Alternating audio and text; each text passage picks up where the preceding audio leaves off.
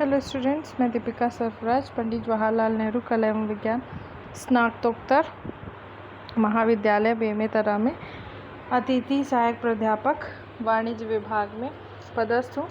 आज का हमारा टॉपिक है एमआरटीपी के मुख्य प्रावधान यानी मुख्य प्रोविज़न क्या क्या हैं। तो चलिए स्टार्ट करते हैं।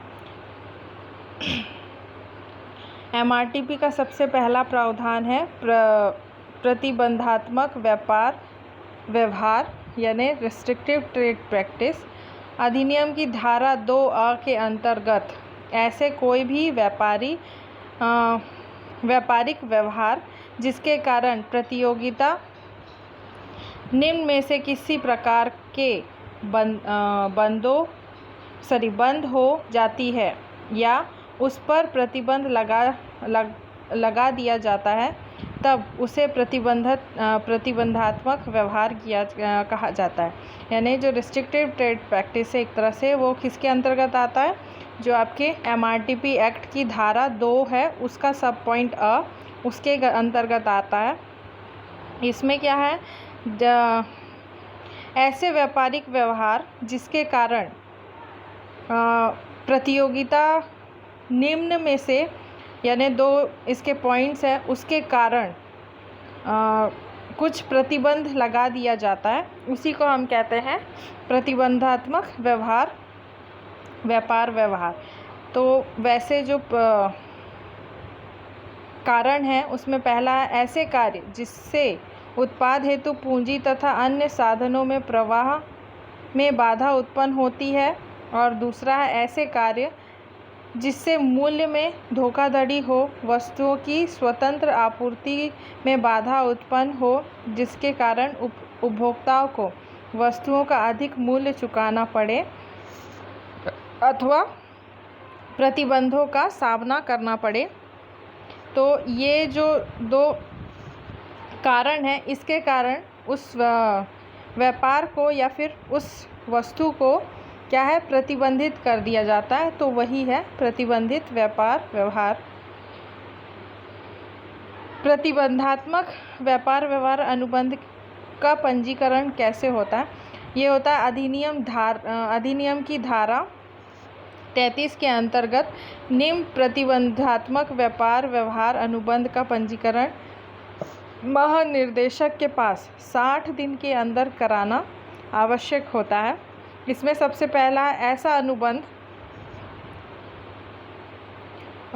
जो ऐसा एग्रीमेंट आप कह सकते हैं या कॉन्ट्रैक्ट जो किसी व्यक्ति या व्यक्तियों जिनके माल बेचे जाते हैं या जिनसे खरीदे जाते हैं उन पर रोक लगा हो, तो भाई आप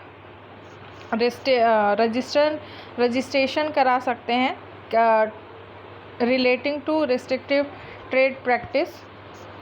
वो भी आपको 60 दिन के अंदर करना है। तो उसमें सबसे पहला पॉइंट क्या है, ऐसे व्यक्ति जिससे माल खरीदे और बेचे जाते हैं। दूसरा है ऐसे अनुबंध जो माल के खरीदार के समक्ष किसी अन्य माल को खरीदने की शर्त रखता हो, यानी एक तरह से आप एक सामान के बदले दूसरे सामान को खरीदना, भले उसकी आवश्यकता हो या ना हो, लेकिन आप शर्त रखते हैं कि आपको इस माल के साथ ये भी खरीदना होगा तब।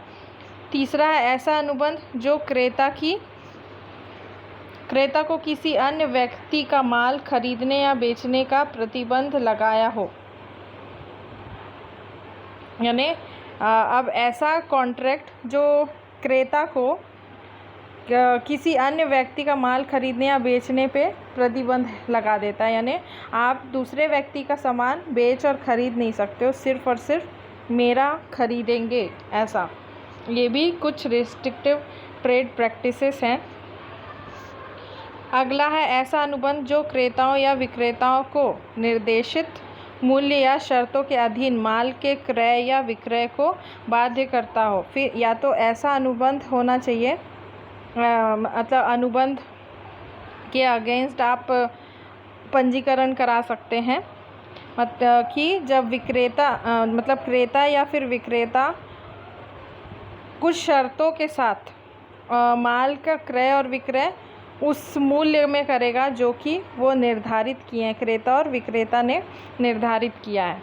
अगला है ऐसा अनुबंध जो क्रेता को या व्यवहार करने वाले कोई भी को कोई छूट, लाभ या बट्टा देता हो, या फिर आपको पंजीकृत होना पड़ेगा ऐसे अनुबंध के लिए जो क्रेता या व्यवहार करने वाले कोई छूट, यानी आपको एक तरह से डिस्काउंट या कोई प्रॉफिट या लाभ मिलता है, लाभ देता है। तो अगला है ऐसे अनुबंध जो माल को इन शर्तों पर बेचने के लिए है कि पुनः विक्रय की स्थिति में क्रेता मूल्य निर्धारण करेगा, यानी इसको दोबारा आप खरीदेंगे तो उसका मूल्य कौन निर्धारण करेगा? क्रेता निर्धारित करेगा। ये ऐसे अनुबंध में भी के लिए भी पंजीकृत होना आवश्यक है। फिर ऐसा अनुबंध जो माल की आपूर्ति को किसी क्षेत्र विशेष तक सीमित करे या उत्पाद को प्रतिबंधित या सीमित रखे। अब आपको ऐसे कॉन्ट्रैक्ट के लिए भी रजिस्टर्ड होना पड़ेगा, यानी रिस्ट्रिक्टेड ट्रेड प्रैक्टिस के अंदर, जो मतलब कोई पर्टिकुलर एरिया या फिर कुछ सीमित क्षेत्र में ही आप उसका को बेचेंगे या फिर उस उत्पाद को ही प्रतिबंधित कर देंगे या कुछ लिमिटेड में उसको बेचेंगे। अगला है ऐसा अनुबंध जो उत्पाद में प्रयुक्त यंत्र या उपकरण या उत्पादन विधि को प्रतिबंधित या निष्पादन करे। अब इसमें क्या हो रहा है? कुछ उपकरण यूज़ कर रहा है, यानी इंस्ट्रूमेंट यूज़ कर रहा है, या फिर कोई उत्पादन विधि को प्रतिबंधित या मना कर देना, निषेध कर देना, इसमें भी आपको पंजीकृत होना है। अगला है ये प्रावधान है, ऐसे प्रावधान है भाई, इनमें आपको रिस्ट्रिक्टिव ट्रेड के अंदर रजिस्ट्रेशन होना ज़रूरी हो जाता है। अगला है ऐसा अनुबंध जिसमें माल के विक्रय में प्रतियोगिता का अंत हो रहा हो, यानी जो अगला आपका प्रतियोगी है उसका प्रोडक्ट अगर क्लोज हो रहा है या फिर उतना डिमांड नहीं हो रहा है तब।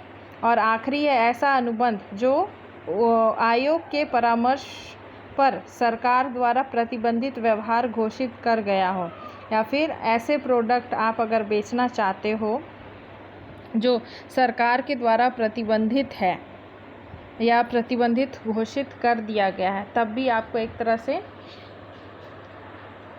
क्या करना होगा? रजिस्टर्ड होना होगा या रजिस्ट्रेशन कराना होगा, तभी आप वैसे प्रोडक्ट बेच पाएंगे।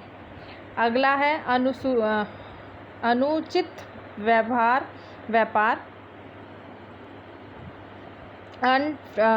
Unfair trade practice. ये आता है अधिनियम की धारा 36A के अंतर्गत। इसमें क्या होता है? अनफेयर ट्रेड प्रैक्टिस यानी सामान को बेचने के लिए अलग अलग या अनुचित व्यवहार करना। तो इसमें पहला है, इसको और थोड़ा सा जानते हैं। व्यवहार, इसका आशय है वस्तु का विक्रय, उपयोग या आपूर्ति बढ़ाने के लिए या कोई सेवा देने के लिए जो प्रैक्टिस या फिर जो कार्य किए जाते हैं उसको कहते हैं अनफेयर ट्रेड। यानी एक तरह से आप डायरेक्ट सीधा समझिए कि जो आपको वस्तु को ज़्यादा बेचना है या फिर ज़्यादा उसका सप्लाई करना है एक तरह से, या उसके बदले कोई सेवा प्रदान करना है, तो उसको कोई गलत ढंग से या चोट पहुंचाने का काम करते हैं, वो कहलाता है अनफेयर ट्रेड, जिसमें उपभोक्ता के हित को चोट पहुंचती है या फिर प्रतियोगिता कम या समाप्त हो जाती है। मतलब अगर आप अनफेयर ट्रेड प्रैक्टिस के अनुसार अपने प्रोडक्ट को बेचोगे तो क्या होगा?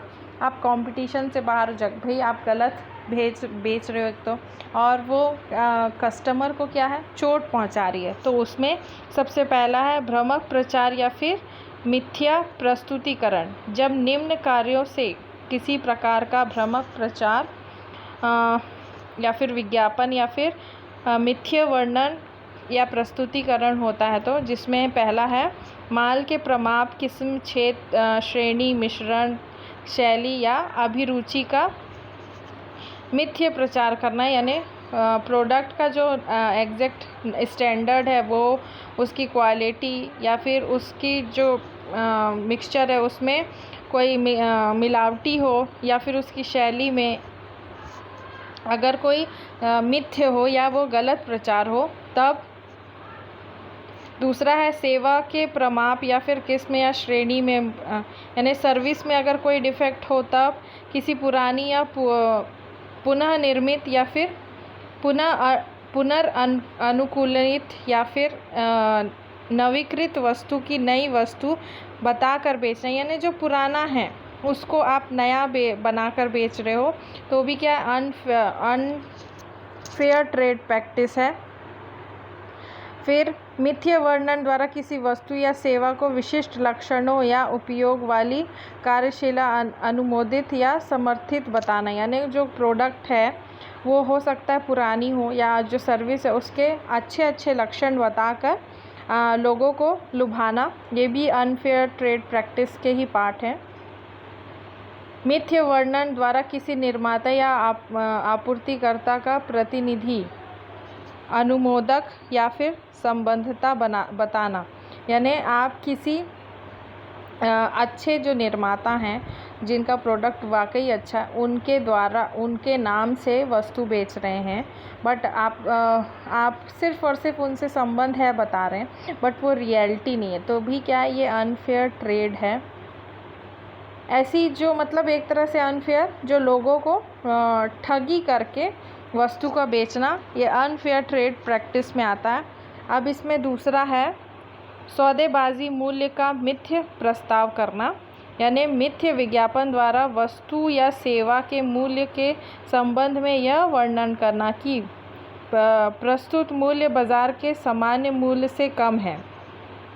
सौदे बाजारी मूल्य कहलाता है, यानी एक तरह से आप सौदा कर रहे हैं कि जो हम दिखा रहे हैं प्राइस, वो प्राइस ना हो के उससे कम प्राइस है प्रोडक्ट का, जबकि वास्तव में विक्रेता उसे न्यूनतम मूल्य पर नहीं बेच रहा है। मतलब कंज्यूमर जो विक्रेता है, जो सेलमैन है, वो प्रोडक्ट को भले आपको कहा गया है कि वो प्रोडक्ट का प्राइस कम है लेकिन उस प्राइस में प्रोडक्ट को बेचा नहीं जा रहा है, जो सेलमैन है वो उससे ज़्यादा में उसको बेच रहा है। अगला है भेंट या पुरस्कार की मिथ्य योजना बनाना, यानी एक तरह से गिफ्ट्स या ऑफर्स के लिए आपको कंफ्यूज करना या झूठ बोलना। जब कोई विक्रेता या उत्पादक वस्तु के साथ निःशुल्क भेंट या पुरस्कार का मिथ्य प्रचार करे तथा वास्तव में भेंट या पुरस्कार स्वरूप दी गई वस्तुओं का मूल्य अपने माल के विक्रय के मूल्य में सम्मिलित कर ले। मोस्टली ये चीज़ होता है कि कई बार ये अनफेयर ट्रेड प्रैक्टिस होता है। अभी भी क्या करते हैं, प्रोडक्ट के साथ उसका कोई भी ऑफ़र में कोई प्रोडक्ट दिया जाता है लेकिन उसका प्राइस जो है, जैसे अगर ग्लूकॉन डी आता, ग्लूकॉन डी के साथ जो सिपर आता उसका प्राइस एक तरह से कहीं ना कहीं वो ग्लूकॉन डी के साथ जुड़ा हुआ रहता है। यही है एक तरह से कि आपको ऑफ़र बोला जा रहा है लेकिन वो ऑफ़र नहीं है, फ्री में नहीं है, आपको एज अ गिफ्ट नहीं है। चौथा है निर्धारित प्रमापों का पालन ना करना। यदि किसी वस्तु के उत्पाद या वितरण में गुणवत्ता, उपयुक्तता, संवेदनशीलता या सुरक्षा आदि के प्रमाप निर्धारित हैं और विक्रेता या उत्पादक उन निर्धारित प्रमापों का पालन ना कर रहा हो, भाई अगर किसी प्रोडक्ट में कुछ भी सेफ्टी गार्ड्स है या कुछ गुणवत्ता से रिलेटेड या कुछ भी है वितरण के लिए, लेकिन जो विक्रेता और उत्पादक उसका पालन नहीं कर रहे हैं। आपको कुछ प्रोडक्ट बनाते हैं जो हम उसको बनाने के लिए कुछ ना कुछ क्या है प्रमाप निर्धारित रहता है, लेकिन कंज्यूमर बोल रही हूँ, जो विक्रेता होता है उस प्रमाप को नहीं अपनाता, या जो निर्माता है या उत्पादक है उस प्रमाप को ना अपना के कुछ भी एक्स्ट्रा डाल के प्रोडक्ट को एक तरह से ख़राब करके आपको बेचता है, तो उससे भी क्या होता है, ग्राहकों को नुकसान होता है। अगला है जमाखोरी या फिर किसी अन्य विधि के माल की कमी उत्पन्न करना। यदि कोई उत्पादक या विक्रेता माल की जमाखोरी करता है, माल की निर्बाध या आपूर्ति को रोकता है, माल देने से मना करता है या माल नष्ट कर देता है, जैसे कि बाज़ार में माल की आपूर्ति घट जाए, जिससे कि माल की आपूर्ति घट जाए, ये बहुत होता है। जैसे अभी नमक की कालाबाज़ारी हो रही थी, आपने देखा है करेंटली। इससे पहले हमने देखा है प्याज की हुई है, कई बार होता है प्रोडक्ट की मार्केट में होता है, लेकिन कुछ लोग उसको स्टोर करके रखते हैं मार्केट में, क्यों, प्राइस बढ़ाने के लिए, उस प्रोडक्ट का प्राइस बढ़ाने के लिए ऐसा किया जाता है जमाखोरी, कि अगर उसकी सप्लाई कम हो जाएगी तो प्रोडक्ट जो है वो हमको क्या है, हायर प्राइसेस में मिलने लगता है। लास्ट है प्रतियोगिता आयोजित करना। यदि कोई उत्पादक या विक्रेता अपने माल की बिक्री बढ़ाने हेतु प्रतियोगिता आयोजित करता है, भाग्य के खेल आयोजित करता है जिसमें उपभोक्ता के हितों की हानि हो, तब ये व्यवहार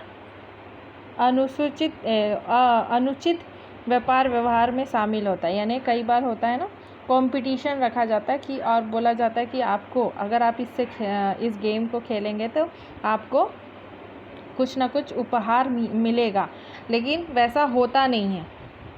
कई बार आप लकी ड्रॉज के लिए कहा जाता है। ये सब क्या है, एक तरह से प्रतियोगिता का आयोजन, जिससे कस्टमर क्या होते हैं, उत्सुक होते हैं कि नहीं, कुछ ना कुछ तो गिफ्ट मिलेगा के चक्कर में सामान बेमाने ढंग से या फिर ज़्यादा प्राइस का सामान भी खरीदते हैं, क्योंकि मोस्टली ये अनफेयर ट्रेड प्रैक्टिस है। कई बार मार्केट में एकाधिकार अपनाने के लिए या फिर ज़्यादा से ज़्यादा मुनाफा कमाने के लिए ये किया जाता है कि अगर आपका प्रोडक्ट आप इतने प्राइस का ख़रीदेंगे तो आपको इसका ऑफ़र मिलता भी है, लेकिन वो हमारे लिए उतना बेनिफिशियरी नहीं रहता है। तो thank you, be safe, be healthy and sorry for the mistakes.